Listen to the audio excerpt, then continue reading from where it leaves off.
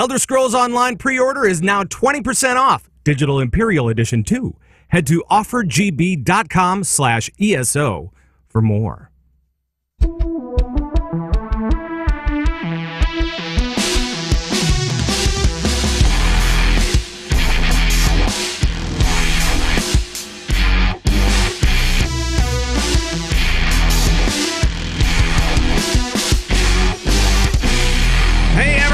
How's it going? My name is Pat Crane, and yes, this is legendary. Don't think you have the wrong video or anything. This is legendary. My name is Pat Crane. I am going to be playing host tonight because Gary Gannon is a little bit under the weather. He is. And but there was a lot of news that dropped, and we wanted to make sure to get you guys a show. So with me is, as always, the incomparable Olivia D. Grace. Hello. Hi there, Pat. Hey, yeah, do not adjust your set, guys. This is legendary. It's okay. Don't panic. Gary is probably going to recover from his man flu. But yeah, we really wanted to get you a shout out tonight because of the ridiculous amount of news that has been dropping this evening about Warlords of Draenor and some bits and bobs that have been going on during the week if we get time to get to that stuff. So yes. Right. So we cobbled together a show. Yes, we did. That's accurate. That's definitely an accurate description of how we put together the show. Yeah, and so we're here to kind of give you the latest update. There was a big, huge blog post that dropped tonight, and thank you very much. Wow, all of World of Warcraft. Thank you very much. Yeah, thanks, guys. Right, 2 hours before the show, they say, "Oh, here's some stuff for you." Thanks. Yeah, it's not only that. So not only did they say 2 hours before the show, they're like, oh, look, so we got all these wonderful, wonderful things for you. Here's this blog, and now we're going to tweet about it for an hour constantly every 30 seconds. Yeah, that was really great, too. That was really great because I was trying to follow like Celestalon and Halinka and trying to get ready for the show, and Gary was sending me all these little parts and pieces, and probably while he was coughing up a lung or whatever he's doing, I don't know. And so yeah, it was pretty cool. It was like, oh yeah, nothing to do for the last 2 hours. No, nothing at all. Fortunately. Right. So now let's talk about this blog that dropped tonight, and there's also some other stuff as well. We'll talk about Proving Grounds a little bit later in the show. But this big blog dropped, and what were the different categories that were covered here, Liv? Yeah, we're kind of looking, what we're going to try and do for you guys is we don't want to just read you the blog. So we're going to try and break it down. We're breaking it down into stats, and then there's been a ton of information in the blog on racials and the balancing thereof, as well as a ridiculous number of tweets. And there's been a lot of information about CC and the removal thereof as well. So we're going to hit that in that order. So we're going to go stats, racials, and CC. All right. Sounds good. Well, let's maybe start with stats then. CC's as good a place as any. So they talked about the stat squish a little bit and kind of the reasoning behind it. And I do have the lovely graph up here. Oh, look at that. It's a beautiful thing. Yes, this is the lovely graph, and this is where we are currently, way up here, and this is where we're going to be way down here. Yeah, like that's quite, like when you look at it like that, it's actually kind of scary. But what this really sort of shows you is the big jumps that have taken place between expansions. Like, you can see there that it just starts ramping up as the expansions take place. Like the escalation through the course of expansions has just been like, I don't know quite the word for it, but like that math thing where you sort of like multiply everything with itself, or exponential. Well, yeah, it's exponential or logarithmic, I guess, is what you could say. Yeah. Check you out with all your words. One way or the other, it's something like that. I used to be a math geek. Not anymore. Oh, neat. Not anymore. I don't know numbers anymore. Yeah, exactly. But yeah, I mean, you can see, like, Pat, you can see it from that as well. Like, it's just ramping up, like the numbers for everything. And I think if you were to scroll further down, we've got player power by level indicated there, and then we've got creature health by level, and you can see a similar sort of jump up there. And it's like, obviously these are projected numbers going forwards to level 100 there. We're not actually at that point yet, but it's sort of, you can see the escalation that's kicking in as expansion crossovers hit, and those are the problematic points. Right, and they said other things like, you know, it used to be this thing where once you hit level 70, you needed to have the power increase for whatever reason for gameplay, and now it's not so much. Now you don't really need that anymore, so we won't give it to you. Yeah, exactly. exactly. I mean, I think that what happens is obviously that they have like once you sit at a level for a long period of time, there's additional tiers, there's additional content being added in, so the players get more gear. So then with more gear, they get more health, but they also get more damage. Then bosses need to have more health, which then and you sort of just have this mounting thing. But as you rightly said, once you get to a point where that expansion is no longer relevant, there's just no need for those increases anymore because they become inconsequential due to the fact that it's all been dealt with by going up to level 80, going up to level 90, going up to level 100. Right, so they're doing it with gear instead of with, or not necessarily doing those big huge power increases with gear anymore. So that's it's kind of interesting. I mean, they're really, just reading this whole big huge blog. They're really trying to clean things up and trying to get things in order so that maybe we can, just go ahead and play instead of worrying about all this other stuff, right? Yeah, exactly. That does seem to be it. And it's sort of, there's things like, there's interesting, one tweet from Helinka, which was talking about the stats side of things, was talking about the 100 to 0 gameplay, where you've got this problem at the moment because damage is so high and everything's got too high. And he's talking about sort of this, he says, we like to see people rotting and healers having to triage more. No one likes 100/0 gameplay, by which he means we want I to love see that, by the way. I love to hear him say that, or see him say the word rotting. Yeah, really. That's kind of what I wanted to clarify, which just means that people are sitting at low health and gradually, like, you're not able, triaging healers and people rotting just implies that you're not able to maintain 100% health all the time. Right. And people will listen to that and then freak out because of the current environment. But it's more like you won't need to because you're not going to have these hits that can take away 50% of your health anymore. That's good. That's good. Yeah. I like that. I like that. Yes. There was also some stuff about secondary stats that Celestalon was tweeting tonight. Oh, my God. The tweeting. Celestalon. The tweeting. Helinka. Stop it. We love you guys, but wow. It's awesome. It's awesome for players who happen to be reading Twitter at the time. Yeah. For everyone who's a player and reading Twitter at the time, thank you so much for that, guys. But for everyone who's not reading Twitter at the time or is running a fan site, this is perhaps a little bit less optimal. Well, thankfully, it's kind of one of those things. They're going to be breaking this up. All the information that's coming. We know that a lot of information is coming, and I believe it was Celestalon that called it an information dump, which I'll get to wording later. That's kind of my own hang-up. I don't really like it, but that's me. But there are like multiple pages that are going to be coming down the line, and so they're kind of breaking it up into digestible chunks. So we'll be seeing more over the next probably 2-3 weeks. Anyway, on all the different changes coming up for Warlords. That's my guess. Yeah, for sure. I feel like I think Celestalon actually tweeted at some point in this mad rush of tweets that they wanted to get this information into a blog, but it was all just taking too long, and they wanted to get this out. I mean, the reason why we're seeing all this information emerge now is because there's been so much incomplete stuff that's been put out in the press tour that took place towards the end of last week.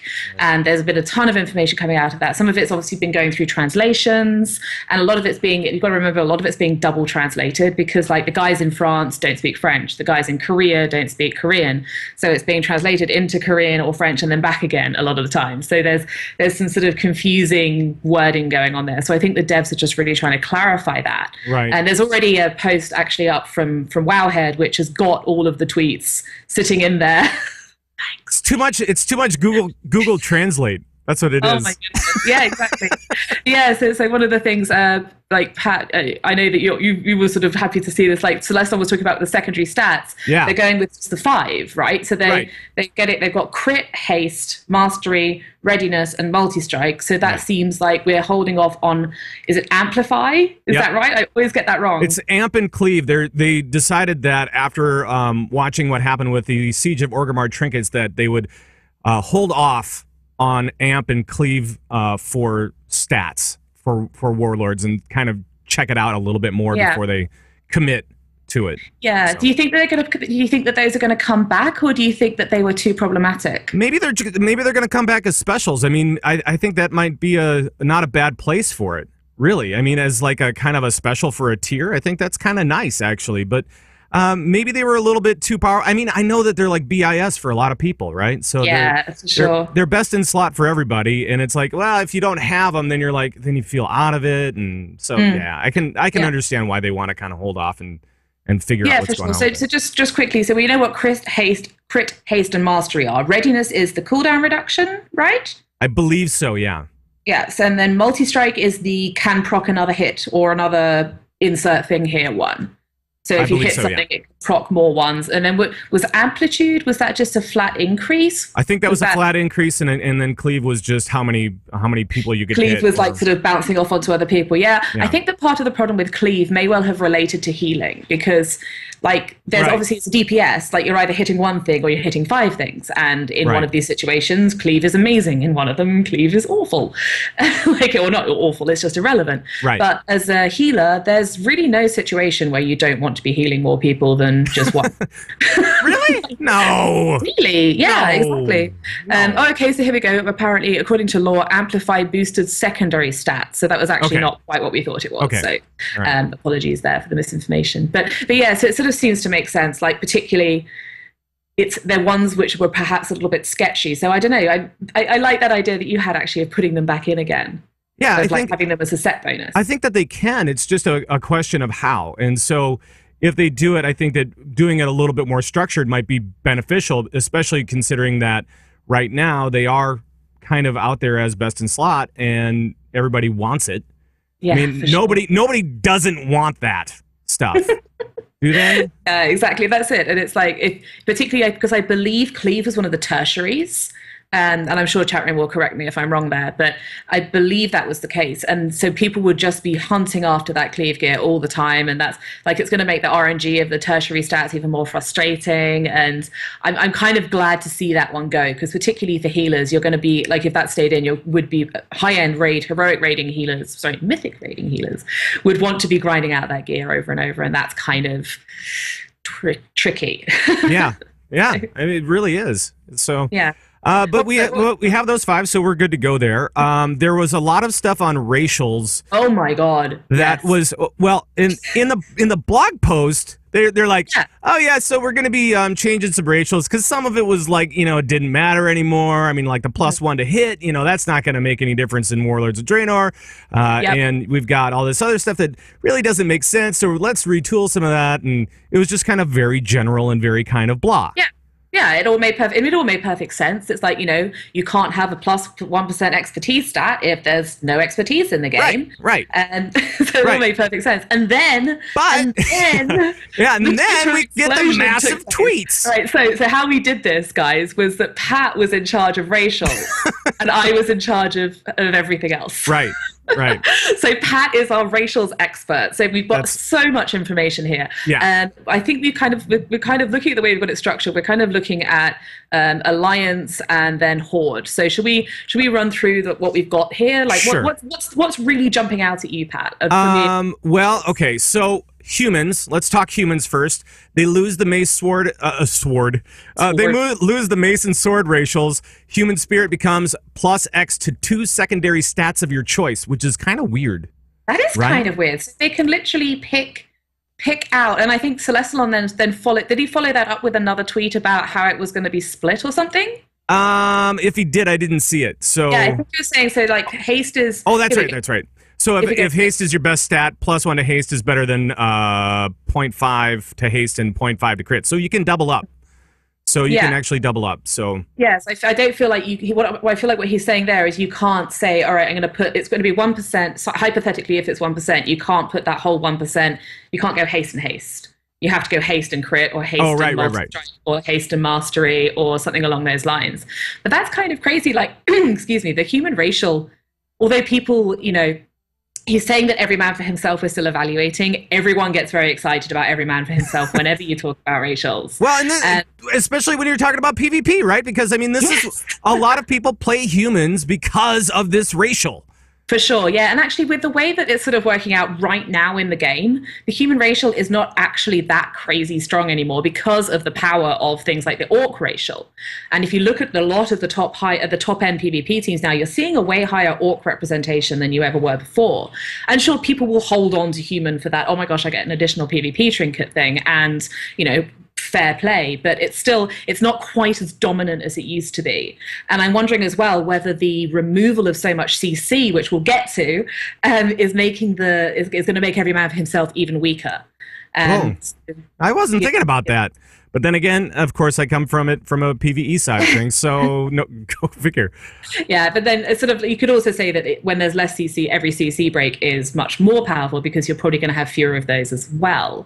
But yeah, it's certainly, I'm pleased to see that they're still evaluating every man for himself. Like, they haven't made a sort of set decision on that yet. That's a good thing. Right, right. We also have for Draenei, we have Heroic Presence Draenei. I don't know how to pronounce. I play Alliance. I still don't know how to pronounce it. I look at it. I look at the word and I go, whatever. But Heroic Presence is now plus X to your primary stat. That's an interesting. So that's going to be the strength, agility, intellect stats, right? Yes, correct. And Gift of Naru heals for the same amount, but over 5 seconds instead of being an instant. So well, that's nice. Yeah, I mean, it's a nice little boost, but it doesn't mean that you get instantly saved. Yeah, for sure. So. It's the sort of thinking, you know, because the Heroic Presence used to be plus hit, I believe, if you're a Draenei. Yes. So that makes sense that it's split over. And what else? Actually, I know that we've actually been talking a lot in all the various different chat rooms I inhabit that talk about Warcraft about the Night Elf one. Oh, so Pat, this is so cool. This is so cool. Okay, so I'll get to the real one, which is that they're going to have a passive. Night Elves are going to have a passive, which is it's Touch of a Loon, which is a new passive that grants 1% haste at night and 1% crit during the day. This is so cool. Do you think it's cool? I think it's terrible. I think it's a terrible idea. I think it's a really cool idea. I think once we get into beta, it'll be terrible, however. Yeah, so run me through why you think it's a great idea. Okay, number one, because I play a Resto Druid and I raid at night, so I love haste, so it's fine. I'm totally cool with it. Okay, so it's a really great, cool idea that I think will not hold up once we hit beta, because people do play during set times of the day. Yeah, for sure. And that's kind of why I think it's a bad, that's why I think it's a bad idea. And Chatroom is correctly correcting us on Gift of the Nary. That is over 15 seconds. It is not an instant. So it's actually quite a good buff to Gift of the Nary. That actually makes it into a nice heal. Okay. Yeah, I thought it was instant. So long that I've kind of forgotten how that worked. I just remember that I have a Draenei mage that uses it in Ice Block. And that's nice. But yeah, so sorry about that. Thanks, Chatroom, for the correction. But yeah, Touch of a Loon. I just think that it's going to hit, as soon as it hits testing, people are going to start freaking out. Like, it could be an infinitesimal increase in your DPS and increase in your healing, but it's still going to be something that people feel bad about. Like, oh, if we only raided 2 hours later or 2 hours earlier, I could have this additional buff. I could have this superior stat. And as a result of that, I don't think it's going to stay in. I think people are going to find it too sort of tricky, too annoying. It's going to cause too much sort of consternation. And like, you can imagine the endless complaints to the devs, like, oh, you had a 1% wipe. If only Touch of Elune was the other way around, we'd have killed this. Right. Like, I feel like it's just going to go that way. And I don't think that this is going to make it into live servers at all, I'm afraid. No, and we know who to blame, and I know that he's in the chat room right now, so I'm going to play this down because I need to play this sounder every time that he's in the chat room. So here we go. Blame, blame, blame, blame. I have to. Blame, blame, blame. Celestalon, Celestalon. Blame, Celestalon, Celestalon. Blame. There we go. I have to. You've got to. You have to do it. It's true. Exactly. But yeah, no, I think, I really feel like, again, Celestalon's been tweeting a lot about it today, and I feel like it's a nice idea, but I think in practice it's going to cause too much stress and too much heartache, and people are going to complain too much about it, and it's not going to make it into live servers. Right. But sometimes, what are the Alliance racials have we seen? Alliance racials, we have Gnomes, Escape Artist dropped to a 1 minute CD from 1.5, and Short Blade Specialization became Nimble Fingers 1% haste. And for, let's see. Oh yeah, there was also Tweak to Expansive Mind, which used to be plus 5% max mana. Now it's 5% max mana, energy, rage, runic power, that sort of thing. So it's basically 5% like secondary resource. To your resource, whatever it is. We're not secondary resource. That's entirely long term. And then Dwarves got a little change to Stone form, and it will also remove magic or curse. However, it still cannot be used while CC'd. It's amazing. It's an amazing change to Stoneform. It's the best. I'm so happy. My Alliance Shaman, which unfortunately I'm not playing so much at the moment because I'm playing mostly Horde lately, is a dwarf because of Stoneform, because it basically is a thing that allows you to drop everything you can't dispel off yourself as a Shaman healer. And this is a great change. I'm really happy about this. I feel like it might be, I mean, it's still a 2-minute cooldown, so I don't think it's going to be too strong, but I'm just like, I'm wondering whether this is adapted at all, but I don't know. Maybe it'll still stay in, but I'm really excited about this. I think what they're kind of doing here, and the gnome one is a really good way to point this out, is they are trying to take away the I am a class, therefore I ought to play race. Right. Like they're trying, like they're doing what they talked about this with professions a little bit as well. Like they're trying to take away the idea of, oh well, you know, you are this, so you should definitely not play a gnome. Like that's a stupid class to play. You shouldn't do that. Right. I think that's a really good thing. I mean, I don't know, like you know way more about the raiding side of things than me. Do you think people feel pressure at the moment to play a certain race? Absolutely. I mean, when you look at gnomes, what you play is you play a caster. That's what you want. You know, that's pretty much the only thing that you really want is to play a caster of some sort, and especially like healers. That's good for sure. So you know. Definitely. That's good that they're that's changing up a little bit. Let's see. Let's get into Horde side a little bit. Orcs. Now they lost their axe specialization. Very sad. And hardiness is now 10% stun reduction. Down from 15%. Down from 15. And Blood Fury is still a thing. I'm kind of surprised that Blood Fury is unchanged. I'm surprised by that because Orcs, you know, it's very strong, and I think that there's an element there of the oh my goodness. I'll get to it in a minute. What's the Orc racial that I'm thinking of? Eyes of the Beast or something like that. They had some Beast Slaying. Yeah. But I think that maybe that's like, I'm surprised that Blood Fury isn't decreased because Blood Fury is really strong, and like they have. I believe they're changing the troll one, but I feel like I'm surprised simply that Blood Fury isn't reduced a bit. I am very pleased that the stun reduction was reduced because they're kind of the only class that has that sort of thing, with the exception of the human racial, I suppose.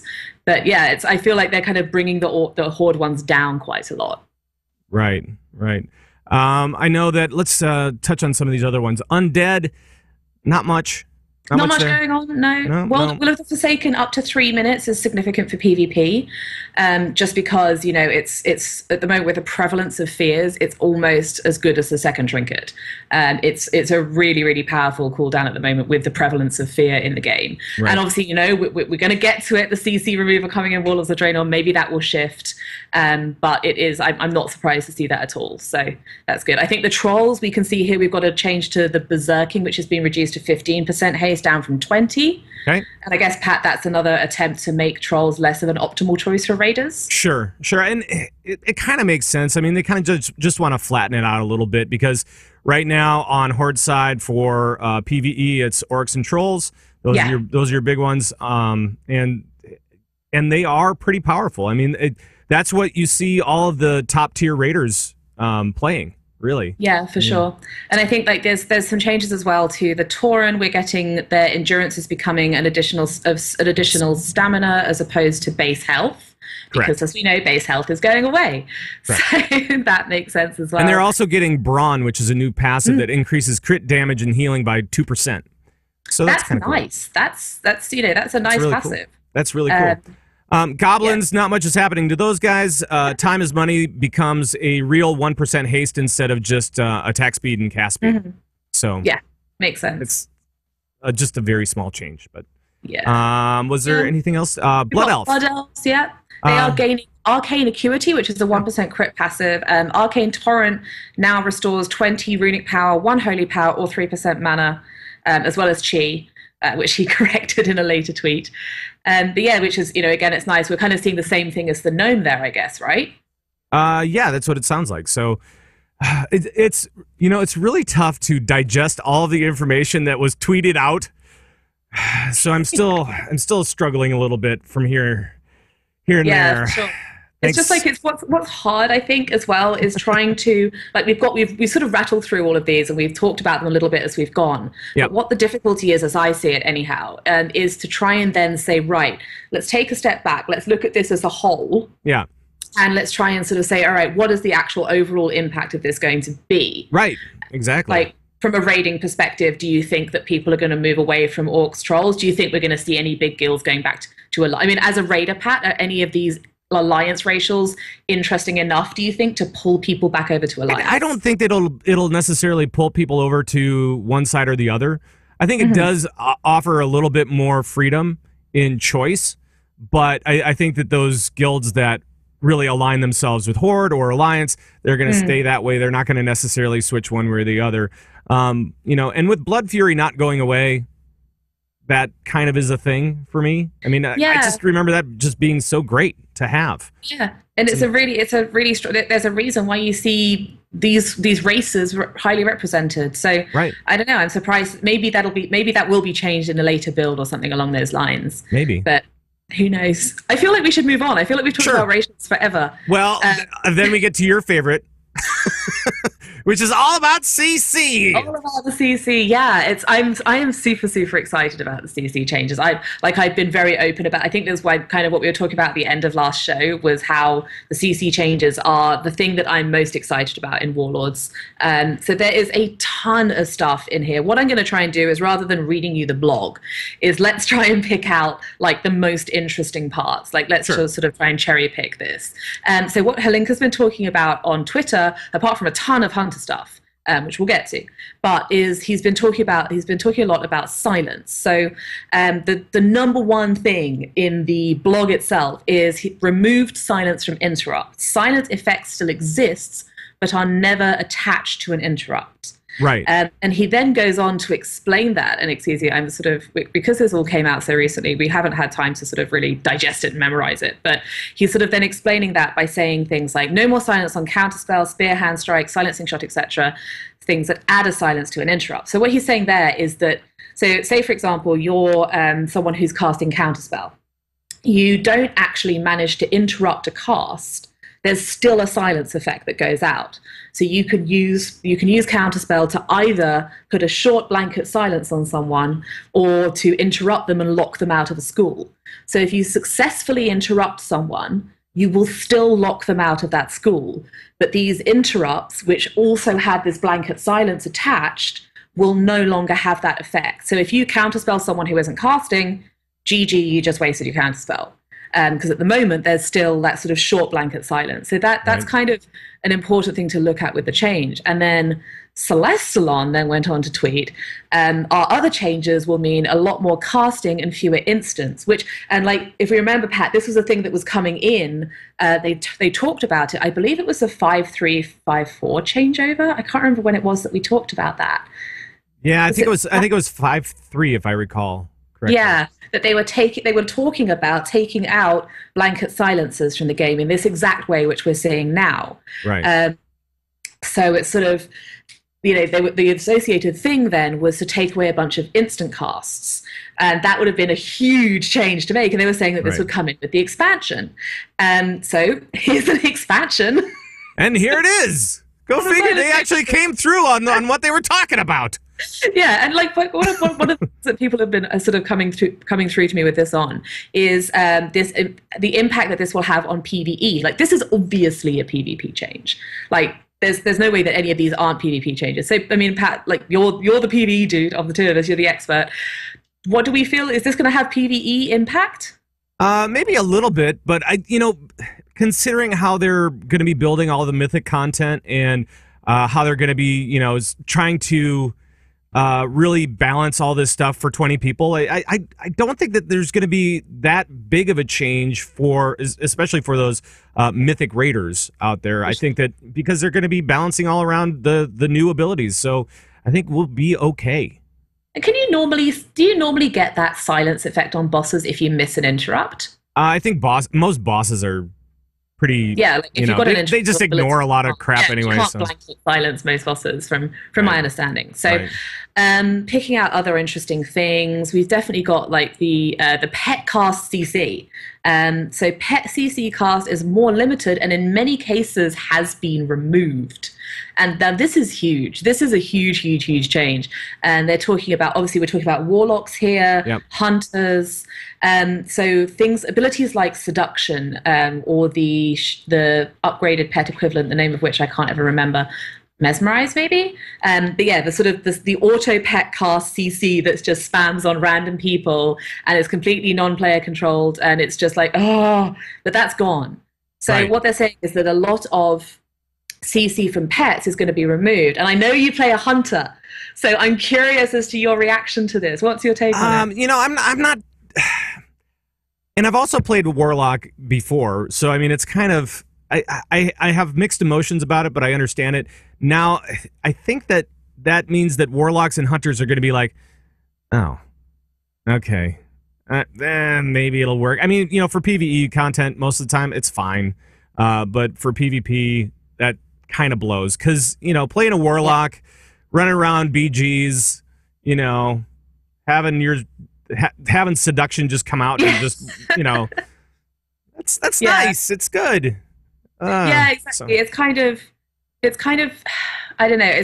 I can see the idea of it, and actually, hunters seem to be getting quite a lot of nerfs to their CC, or it's just the case that that's how it's come up, and because they're also talking about, and this kind of blew my mind actually. Like I was sort of in the middle of trying to tweet, like, get all this stuff down for the show and like wrap my brain around it. I was really, and again, Pat, as you know, I know you play Hunter. Yeah. And so I'm really interested to see what you think about this. And they're taking away scatter. So the big change is scatter is gone. Traps arm and activate instantly, but they still have a flight time. Right. Is this not going to make it really hard for hunters to trap people? The trap thing is not so big of a deal. The trap thing is not really... The scatter shot thing, that kind of hurts a little bit. But, you know, then again, when you look at the hunter abilities, there are so many. There are so many abilities that hunters have at their disposal right now. There are so many buttons that it's not a bad thing to get rid of some of this stuff, because they're also doing the whole ability bloat thing, or they're taking away from the ability bloat. So they want to reduce all the abilities to a handful of spells that actually work. And I think that what we're seeing with this is actually going to work. You know, I mean, as we kind of pare this stuff down, yeah, sure, hunters, it's going to feel like a nerf. Warlocks, yeah, sure, some of this stuff might feel like a nerf, but in the long run, I think it'll be okay, because it's not just you that's getting hit; it's going to be everybody. Yeah, for sure. And so everybody's going to get these same kind of nerfs. And it seems like they're really simplifying a lot of the CC classes. And as far as like diminishing returns goes and all that kind of stuff, those different categories, I guess. And so I don't worry about individual class at this point. I think that's something for people to remember. Don't worry about individual class stuff. Try to take a look at bigger picture. Which is what this blog was really kind of trying to focus on. They're saying, don't look at individual class changes. We're just going to tweet individual class changes for an hour. Right, I know. Don't think about. Don't read these. We're just going to tweet them out for an hour, but try not to think about them. That was the frustrating part. It's like they had the blog post, which was, oh, here's kind of broad stroke stuff, and then Celestalon's talking about plus X to stats. Okay.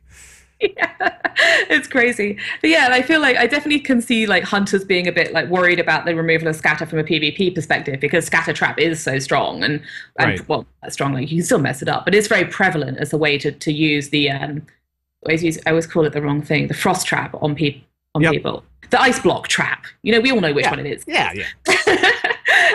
I would call it the ice trap, which I think is the one on the ground.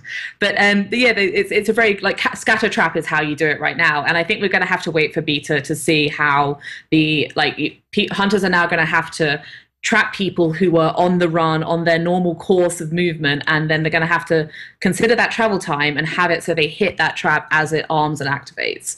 So it's going to be interesting to see how that works out. But yeah, it's definitely, like, I feel like there's definitely some big changes in there for hunters, but you're right to try and not think about it as just hunter nerfs in isolation. Right. One thing Helinka tweeted, which I thought was really interesting as regards CC, someone tweeted at him saying, oh, you know, so are they making it so that every class has like to CC abilities. And he's retweeted back saying, absolutely not, no. You know, some classes are still going to be strong at CC and some classes are going to be weaker. That is how it's going to work. So if you're still someone who is, you know, if you play a rogue, you're not going to suddenly have the same amount of CC as a shaman. You know, if you play another, like a mage, you're not going to suddenly have the same amount of CC as a shaman who has not that much CC. There's still going to be classes that are really strong. What else? Well, highlights from the CC stuff. Uh-oh. Highlights. Oh yeah, Cyclone. This is actually kind of a big thing. Well, for you. Not for me so much. I'm so excited. I tweeted at Helinka, like, I made the same mistake as I made before. I tweeted at Helinka, it must have been at least a month and a half ago, saying if he makes Cyclone dispellable, I will bake him another 1,000,000 cookies. So I guess I'm going to start baking. Time to start baking. This is such a great change, and it's not dispellable. It seems by normal dispels, so healers still can't dispel it, but immunities and mass dispel can. So yes, it's at least there's something you can do to get rid of Cyclone, and I'm really, really happy about this. And another huge change. So now right now you can't do anything about it, right? Or a darn thing about Cyclone right now. You cannot awesome. You can't heal someone who's in a Cyclone, which is it's a crazy strong CC. It's so powerful, and obviously it DRs. It DRs just with itself. Yep. It's not dispellable, and it can be chain cast by the druid. So you can literally spam Cyclone on people. Yep. And it's such a strong CC. So I'm super happy to see this. But again, we're focusing on single classes, so we should not do that. But of course we will, because that's what was tweeted. So. Exactly. So one big thing, which has actually been misinterpreted quite a bit, so I feel like it would be a good idea to clear this one up. Sure. Is the PvP trinkets now grant immunity to reapplication of an effect from the same spell cast when they break abilities with persistent effects like Solar Beam. I can understand why people are misinterpreting this. Wait, what? Wait, okay, so interpret it then, because I think I got lost in the words. All right. So many words, such words. Such words. I understand all of these words, not when they occur in this order. But it's so Solar Beam is the example given. Let's use Solar Beam for a while. But actually, no. Let's cancel Solar Beam and talk about Fists of Fury, because this I feel is a better way to talk about it. Okay. So Fists of Fury, you get caught in a triangle in front of the monk, and they're like pew pew pew pew pew pew, and they are stunning you regularly. Okay. So they are, that one channel of Fists of Fury is not just stunning you once, it's stunning you over and over and over and over. And I don't actually know the interval between the stuns. There is a short interval between the stuns. So if you trinket that, and you are not right on the edge of that triangle. So if you're like right in the middle of my hands, if you're where my nose is right now, and you trinket that, good luck getting away. Right. If you're where my nose is right now and trinket that, you might be able to, off the side. Right. But what they're making it be, what they're changing is they're saying that now if you cast your trinket in the middle of that Fist of Fury triangle, that same cast of Fist of Fury will not stun you again and again and again. Oh, wow. So Fist of Fury is now trinketable. That's cool. Yeah, it is. I like so the same size as Solar Beam. What this doesn't mean is that you can't chain polymorph someone. It doesn't mean you can't chain cyclone someone. It's the same cast. So if it's one cast that has multiple applications of the same effect, your trinket will remove you from all of those, not just the one. All right. That makes a little bit more sense. Thanks for clarifying that, because yeah, for sure. And it's like there's a ton of changes here, and I don't want to read the blog because we're running long again. But let's cooldowns. We're running long with just the two of us. Yeah. Oh my god. All right. So what else we got? So let's talk about cooldowns. So it's kind of one thing they put at the end of the sort of PvP-centric section. They're saying that we've significantly reduced the number of throughput increasing cooldowns and procs in order to further reduce burst damage. And then they've actually got this earlier in the blog as well. where they're talking about one type of ability we've really focused on removing is temporary power buffs, which obviously removing these also helps us achieve one of our other goals, which is to reduce the amount of cooldown stacking in the game. In cases where a class or spec has multiple cooldowns that typically end up getting used together, often in a single macro, we've merged them or removed some of them entirely. Right. And he's actually, I think, if I remember rightly, Pat, I think Celestalon was talking about things like the banners for warriors. Yeah, Skull Banner, I think, was one of them, or it was like the banners won't stack or something along those lines. They're taking away the banner and adding its effect to another warrior cooldown. Right, but bloodlust and heroism, still a thing. So don't worry about that. Yeah, also Ancient Hysteria, also Time Warp, they're all still in. It's all still happening. So don't freak out about like, oh my god, if I'm a mage, I can't hero anymore. Right. But yeah, so they're saying that defensive cooldowns are staying, but the only offensive one is going to be the Bloodlust, Heroism, Ancient Hysteria. So Pat, like a bunch of people have been talking about this, like talking at me about this, saying that this is removing a huge amount of gameplay from PvE. What's your take on that? Well, yes, it is. But again, as long as everything's balanced with the encounters, it doesn't really matter now, does it? And that's kind of that's kind of where I'm taking everything right now. I'm trying to really step back from what it means now and try to put it into respect of Warlords and what it's going to mean for that next expansion. And since we know that all those things are going away, the encounter developers know that they're going away. They will not count on those. Therefore, they will not try to, buff a boss in trying to, I don't know, offset that or something like that. So I look at everything kind of as big picture right now, especially right now when we're not even in beta. Yes. We don't have anything to go off of, really. This is going to make it a little bit easier, I think. It's going to make it harder for teams to push at key times, I think. Yeah. But as long as the encounters are balanced and they take that into account, I think everybody will be okay with it. They might miss it, but they'll be okay with it. Yeah, I think that one of the other things that people have brought up is that it's sort of removing, and I don't agree with this perspective, I hasten to add before I sort of mention it.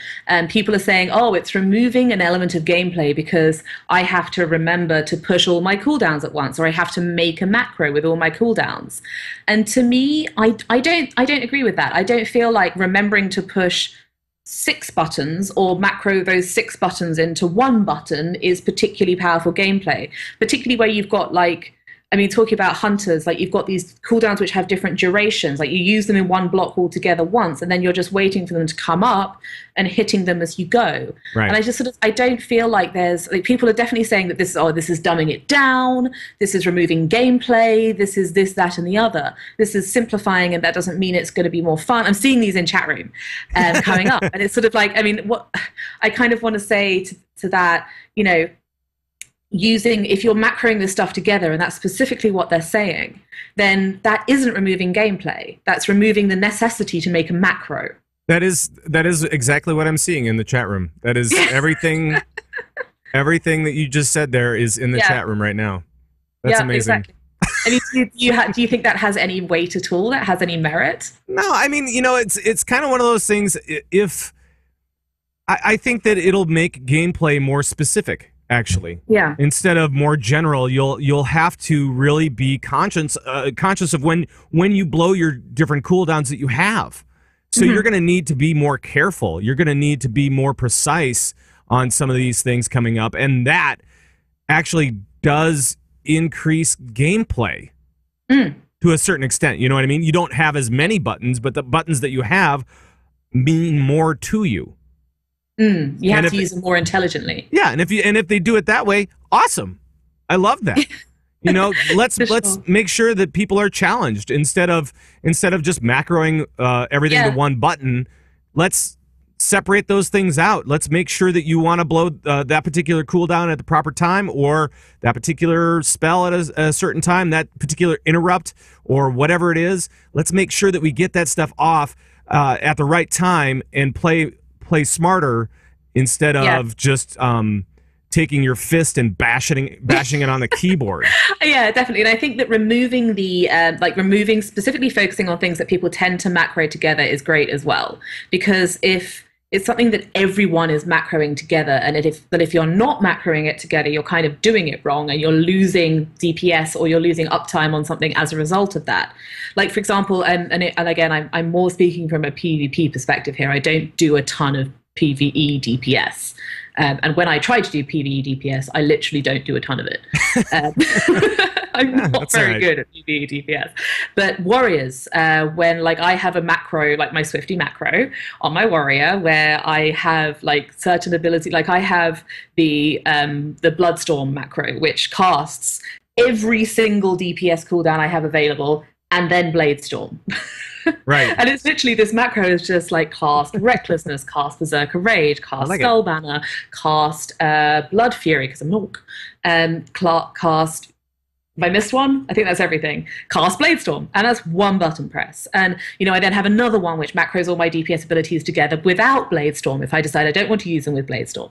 And I have like, when you're putting all of this stuff together in macro, then what's the point in having 6 separate buttons? Right. Why not just have one? Yeah.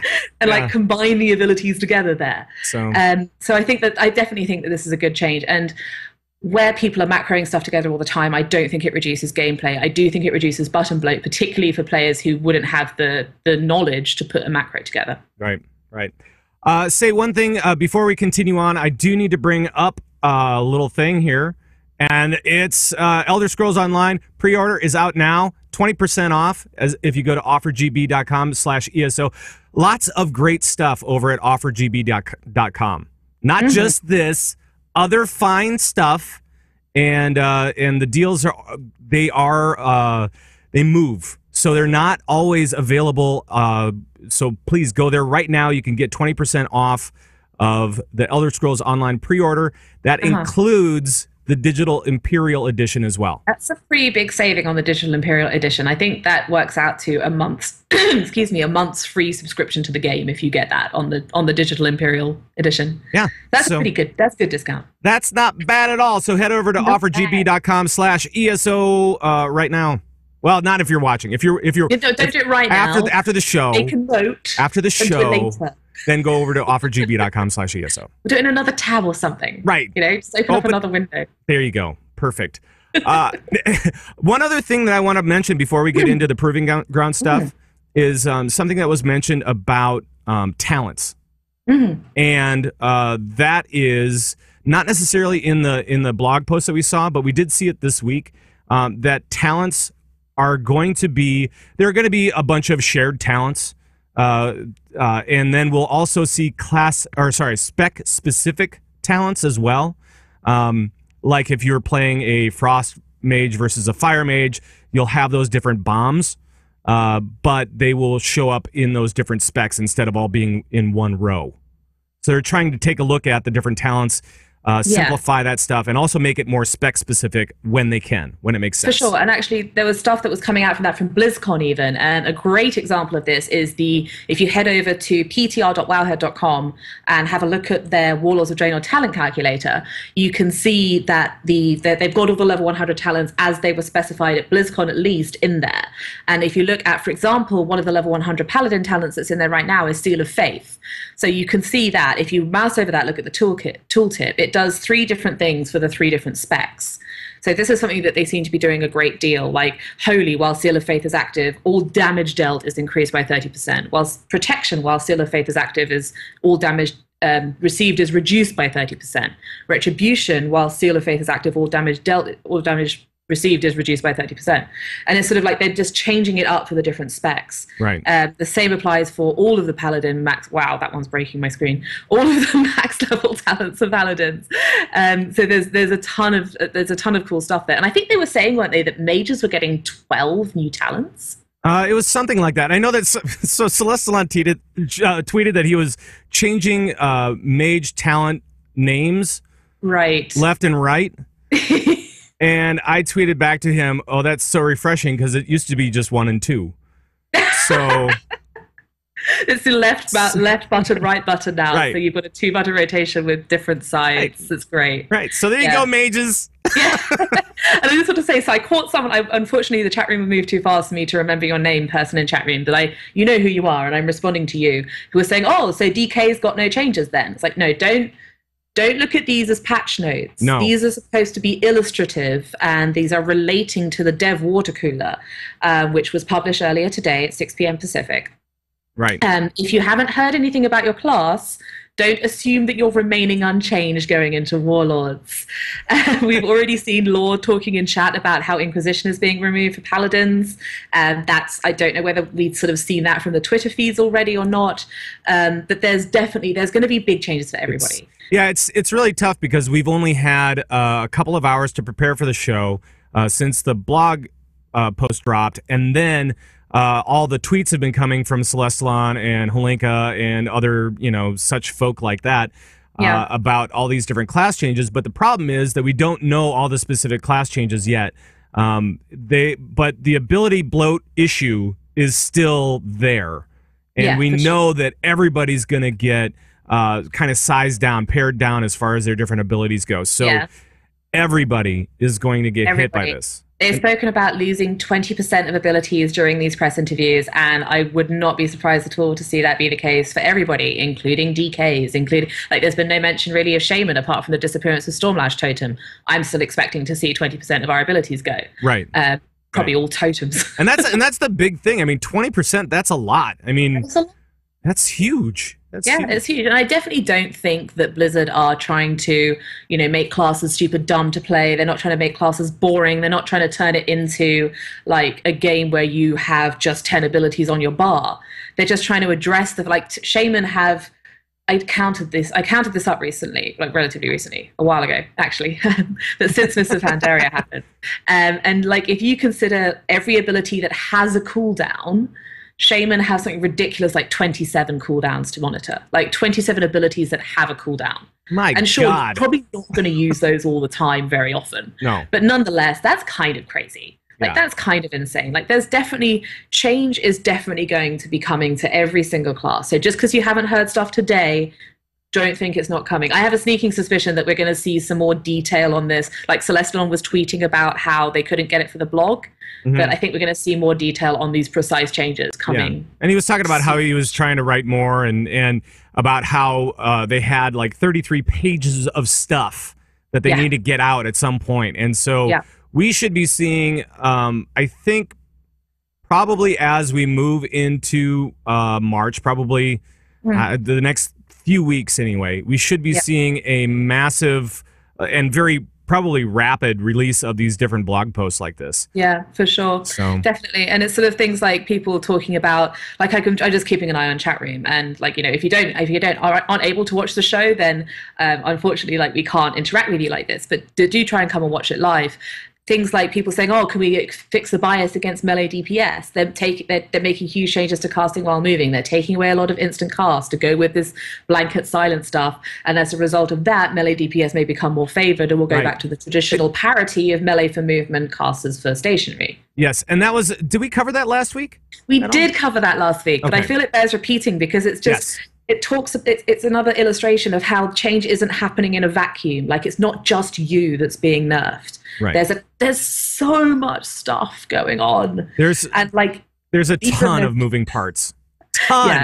Yeah. Even their sort of frantic tweeting for an hour, which nearly killed us all. That they didn't even get close. Well, I was getting ready. I was getting ready with all the production pieces and stuff like that. They didn't even get close to touching all the stuff that's going on. No.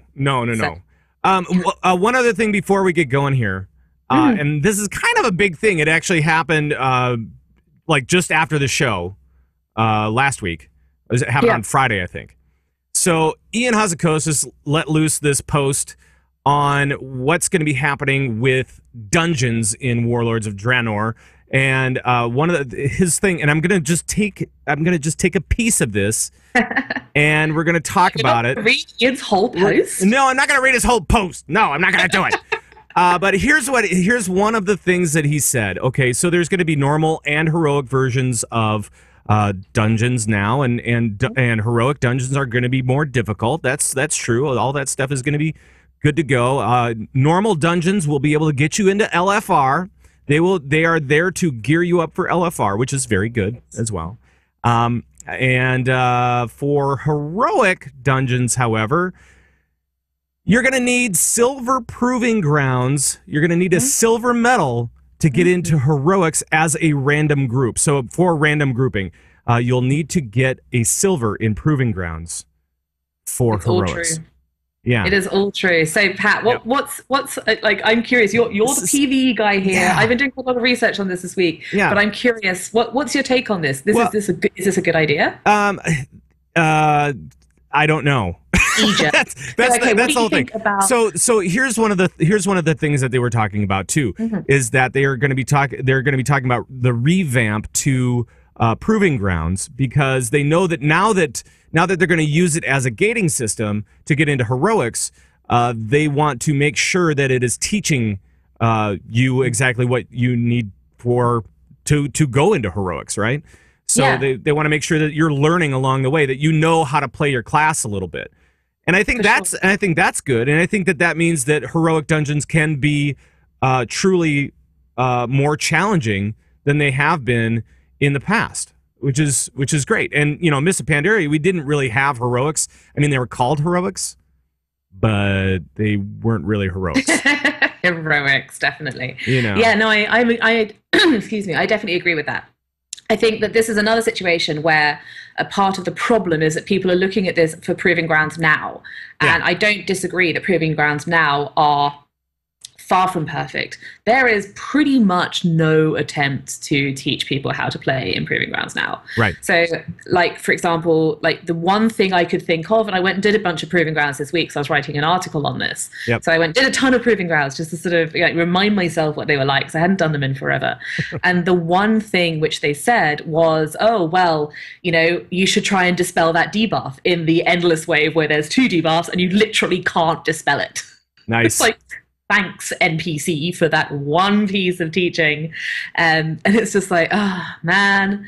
So, yeah, I think definitely adding some kind of teaching to the proving grounds is a fantastic idea, just to do. And they were also talking about tutorial zones for new 90s or new people going into boosted 90s. Yeah, so that also sounds pretty cool. So it sounds like they are giving you opportunities to learn and grow as whatever spec you are in at that moment. And by the way, this goes for, you need a silver in the spec that you want to queue up for, not just in general. Yeah, not just in general. So say, for example, I play a paladin. I can't get in as a retribution paladin having done the proving ground silver in holy. Right. I can't do that at all. Right. So it's very much like it's not, and as far as I understand it, Pat, correct me if I'm wrong here, is it the case that if you get it on Frost, that doesn't allow you to queue as Arcane? Is that right? I think it's the role, not necessarily the... Right, so maybe not the spec. Maybe not the spec, but the role. Right, that makes sense. Yeah, so I think one of the things that people are doing is looking at this as far as proving grounds are right now. But I feel like, excuse me, even now, they're not that bad. Like, if they were asking for gold, I'd be there going, no, this is too big an ask. Right. But silver, I mean, I went and I sort of did an experiment. I went and I got a Fire Mage, which I never had it. Like, I got it to 90 and then just left it. Like, it still had a ton of 442 gear. And like, I went to the Timeless Isle for half an hour and picked up the gear that I got in that half hour and equipped that. So I had mostly 442s and 450s, 450 weapon. I had 5 or 6 496 pieces that were scaled down to 463. Sure. And Fire Mages are horrible because of crit. Like, horrible downscale, particularly if you don't actually make the hit cap. Because you need like 27% crit or something like that? It's something along those lines, yeah. I'm not enough PvE focused to know the exact numbers, but I wasn't even at the hit cap. So I used Reforge Light. So I went there, hit my Reforging up, and all of my crit was taken away trying to get to the hit cap. Oh, so that was awesome. But I still got to wave 4 of silver. Oh, cool. Bronze took me 5 tries. Right. Thanks to the RNG there. And I did actually go back to the Timeless Isle for another hour or so. I still had a 450 weapon and a 450 neck, but with very, very liberal use of shatter, I managed to make it Took me like 30 attempts, but I managed to make it through a silver proving ground with my poor little crappy mage, with her 450 weapon and her 450 neck. So it's sort of like even if you had it now, I don't think it's that bad. I think there's probably going to be people who will say, oh yeah, but this class you don't play, Olivia. My subtlety rogue, it's impossible to do this on my subtlety rogue. It's impossible, Olivia, to do this on my affliction warlock, and you don't play these classes, so you wouldn't know. And maybe that's the case. But let's look at that from a Warlords of Draenor point of view, where they've already spoken about this huge revamp that's taking place with them. And making them teach people would be fantastic. Yep. One thing that's been brought up, actually, I think I saw, was it a post or a tweet? There's been so much information lately, I can't even keep up. I know, it's crazy. It's crazy. I read it with my eyes, Pat. I read it with my eyes. That's all you need to know. That's all you need to know. There's people saying, is there going to be a similar thing added in for Battlegrounds? Oh. Yeah, and for random Battlegrounds, God, I hope not. Right. The last thing that random Battlegrounds need is another barrier to entry. No. Because they're where people start to PvP. And I'm really hoping that we saw it. There was a post that went up a while ago on WoW Insider about how they should improve honor with warlords, and talking about things like having a sort of DBM style announcer in Battlegrounds saying, do this, maybe you should try this, maybe you should do that. And I feel like that's how they need to teach people how to do Battlegrounds. I think one of the good things about this proving ground gating for heroic dungeons is it's not an arbitrary gating like having to do Golden Lotus to get Shadowpan rep. That's an arbitrary gating to me. That's just just because. But this actually serves a purpose. This actually is teaching people how to play their class better. It's kind of a barrier to entry where if you are not geared well enough or good enough to actually, pass this relatively straightforward test, then maybe you should look at improving this before you step into these more difficult heroic dungeons. Right. Well, and I don't think you could actually do that for random BGs anyway. I think that if you're doing that, then you would take a look at a gating system for rated battlegrounds, right? So maybe, yeah. I mean, if we're gonna compare apples to apples here, that would be the case. It wouldn't be random battlegrounds because anybody can go in. So yeah, exactly. The interesting thing about this post about proving grounds is that another thing came out about kind of the path of endgame. What does endgame look like now that we have these proving grounds in here? And one of the things that came up, and I think Ian answered it again, Ian Hazakostas, is that there's basically going to be two different paths. There's going to be the path of the more casual player, and they are going to go. They're going to do their 5-mans. Remember, you can still do all the normal 5-mans that you want, as without this gating mechanism in there. And then you can go into LFR, and you can go gear up there. And if you want more of a challenge, get yourself into these proving grounds. Get a silver, which I mean, if it is compared to the way it is now, it won't be all that tough. But you'll need to know your class. Yeah, for sure. And it's like someone Serene I don't know how to say your name, so excuse me if I mispronounced it. Says, "Oh, I wonder how you feel when you're doing this for the 30th time on your out." It's like it takes 10 minutes. I'm gonna feel just fine, and I'm gonna probably be happy to have the opportunity to be like, "Oh, okay, wait, how do I even DK tank again?" Like, I have several different tanks. I like tanking. It's a role I really enjoy playing. And every time I swap onto my tank for like a different tank for a different thing, I'm like, I have to, it's something to do with diseases. Right. Right. And it's a good thing. So when the alts come up, you get this little sort of refresher course in how to play your alts, and you're going through the proving ground. And if you want to be tanking these harder heroics, you're going to want to be remembering how to play your damn DK. You're going to want to remember that you need to blood boil to spread diseases because pestilence is in blood boil now, and you don't have to pestilence anymore. And it's like, or maybe it'll totally change for warlords. We have no idea. Yeah, maybe. Who knows? Maybe roiling blood will be taken away. Maybe for sure. And I do think it's definitely going to be a huge deal to see how they balance these. I think the balance of these is going to be really, really important. Right. Because one of the things that people have brought up as a concern is queue times. And if you have a situation where like at the moment, it's tricky in some places for healers because the 463 downscale does terrible things to your spirit.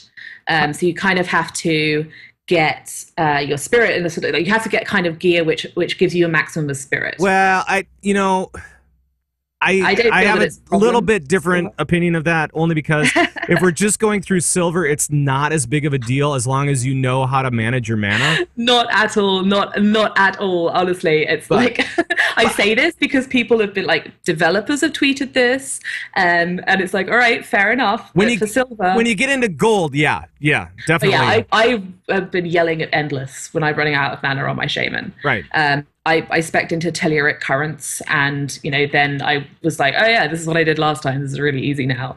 And actually, there's some video up on YouTube, and you can see at the end of the fight, like I'm sort of sitting at like 70% mana at the end of silver, and that was with no effort in getting spirit gear. I was wearing all my PvP gear. I forgot to change into my actual PvE gear to do it, because I also forgot to change out of resto spec for the first try, so that was good.